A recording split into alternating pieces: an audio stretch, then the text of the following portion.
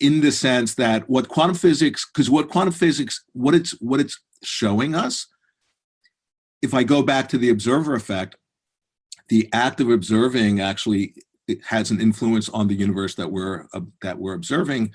That's pointing out that the act of observation is creative. That each and every moment, that the way we interpret our experience, place meaning on it, that we're actually having an effect, we're actually creating our experience of ourselves and our experience of the world. There's no one outside of us who's doing that. We ourselves are the agency, we're the agent who's doing that. And so the idea being quantum physics is actually revealing to us that we have this incredible creative power that almost all of us are unconscious of.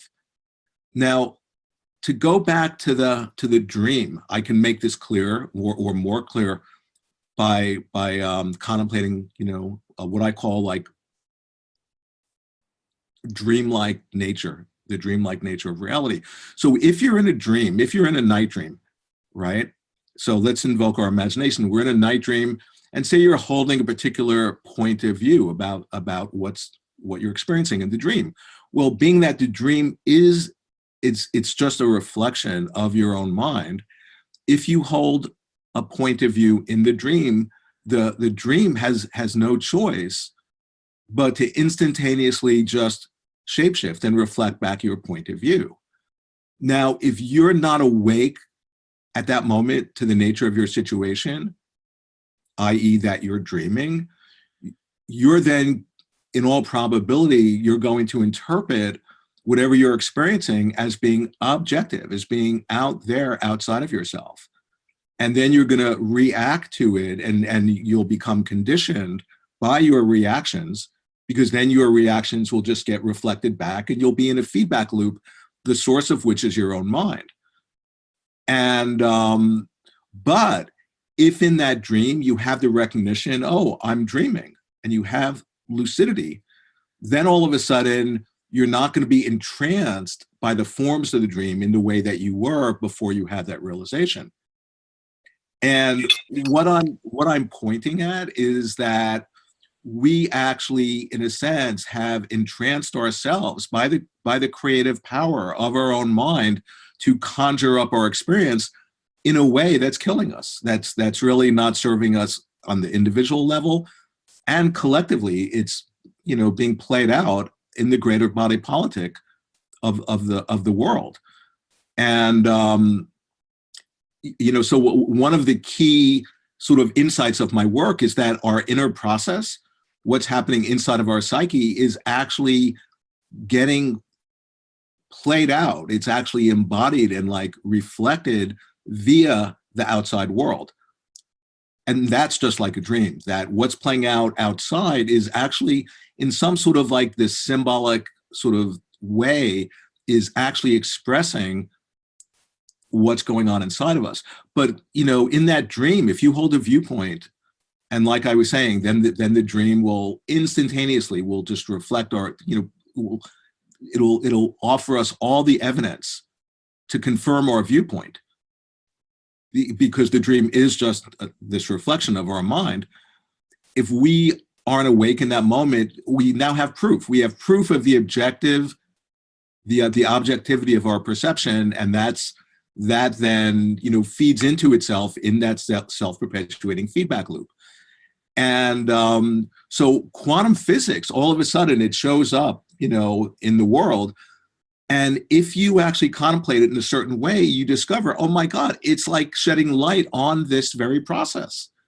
That because what quantum physics has shown is that the questions we ask when we do an experiment in quantum physics, the questions we ask, how we interpret the data, and the conclusions that we reach, it will all inform the answers we get back. So that the idea being that our consciousness, our state of consciousness, how we observe the experiment actually is affecting the experiment that we're observing. So the thing about quantum physics, it's, in the quantum, now keep in mind, quantum physics it started out as the study of, trying to find what is the building blocks of this universe. So it was really trying to find what is the microstructure of this physical world.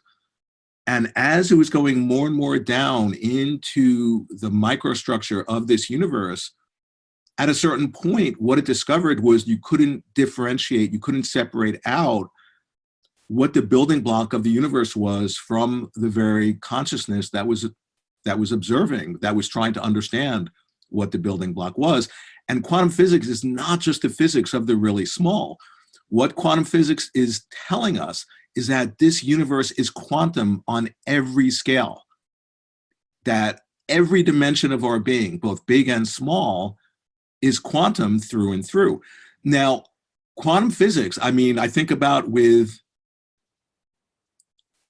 Einstein himself, who is one of the founders of quantum physics and was so freaked out by what it was showing us, because the thing just to create context, before quantum physics, there was pre-quantum physics, just Newtonian physics. In Newtonian sort of like classical physics, they imagined that there was an objective world, that they were just passively, that they were separate from and they were studying. Well, quantum physics has shown, no, like I was saying, there's no objective world at all. That's nonsense. And so that was where Einstein really had his edge. But he actually said that, this is a quote, he goes, quantum physics is so uncommonly important that it should be everyone's concern. And a whole lot of the other founding fathers, what they would say is that it's an incredible pity that not more people are awake to what quantum physics, what it's showing us, okay? And because, I'll just give you an example. So quantum physics, by proving that there's no objective anything out in the world out there, well, all of a sudden, that actually tells us something about ourselves, about who we are in all of this. Because if the world out there isn't objective, well, then what happened to the subject in here, who I've been, identifying with? You can call it the ego or just this reference point in third dimensional space and time. Because what you discover is that, wait, if there's no object, I can only be a subject if I have relation to an object. And if the universe isn't objective, then what happened to the subject?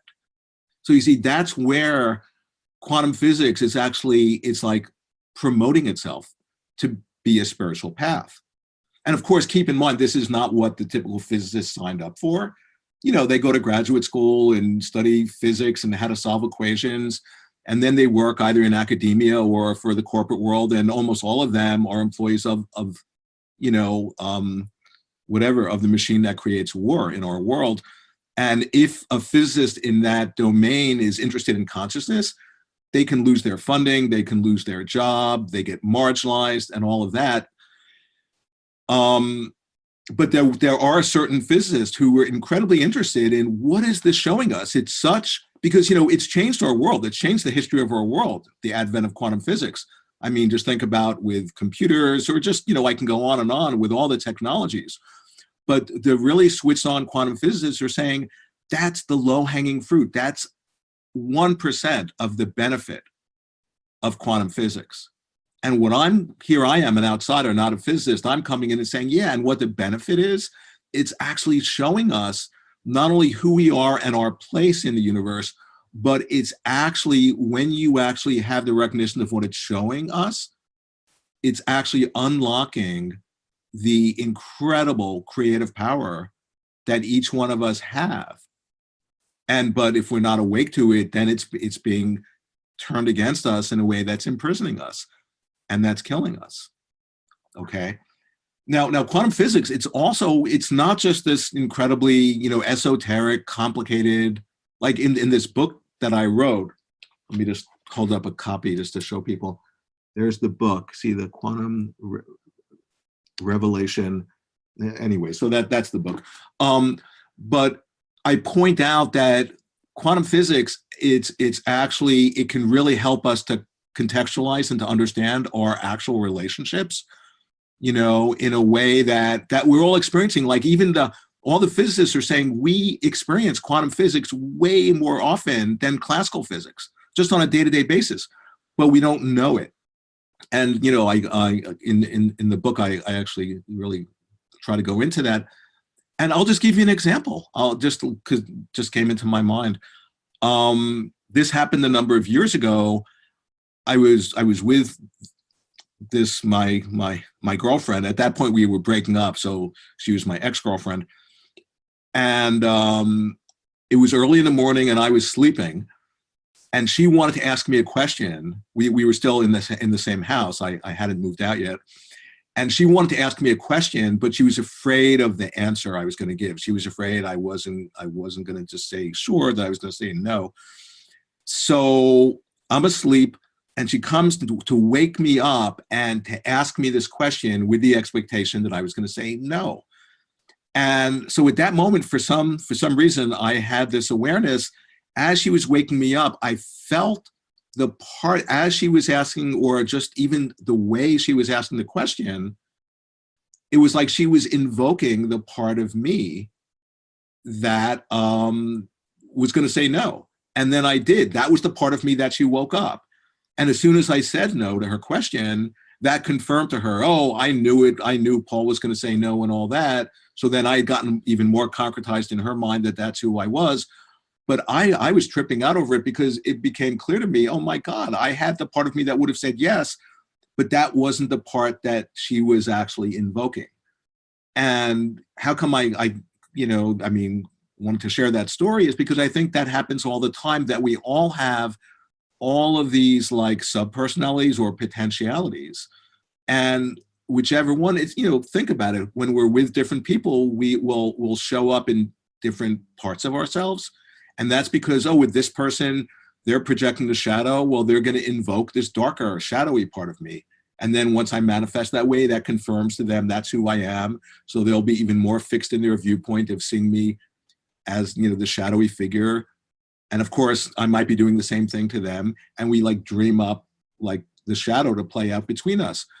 But it's like, and keep in mind what I'm describing is totally quantum physics oriented, because quantum physics is saying when you have a quantum entity, before it's observed, it exists in this superposition, in this open-ended potentiality of states in which every and any possibility that could ever manifest, it's there in potential. And the moment that you observe it, the actuality of how it actually will manifest, that's the one that will actualize, that will manifest, and all the potentialities, they just disappear like they never existed.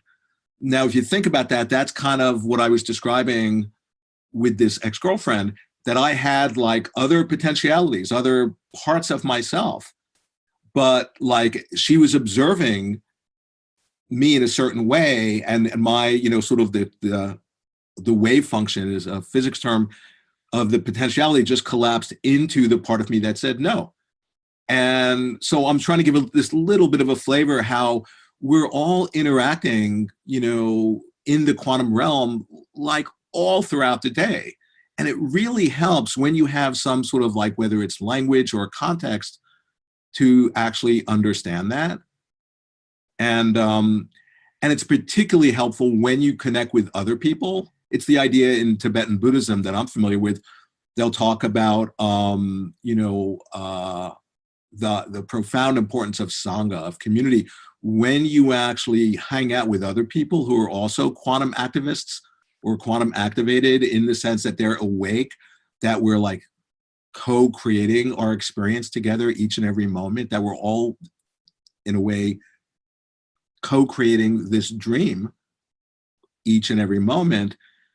And there's something that's available when we come together in that way, where instead of like, if you think about like right now on planet Earth, collectively as a species, from all appearances, I mean, we're creating what seems to be this nightmare.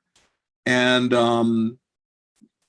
but as each one of us, connects with our quantum nature, with the incredible creative power that we all have 24/7, It's not like we first have to get it. It's no, it's not outside of us.